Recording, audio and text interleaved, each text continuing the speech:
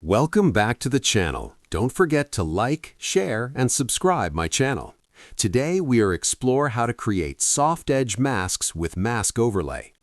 Start by selecting your subject roughly and open the Select and Mask workspace. Enable Mask Overlay View Mode to clearly see the masked areas. Use the brush tool with a low hardness setting and gently paint along edges where soft transitions are needed.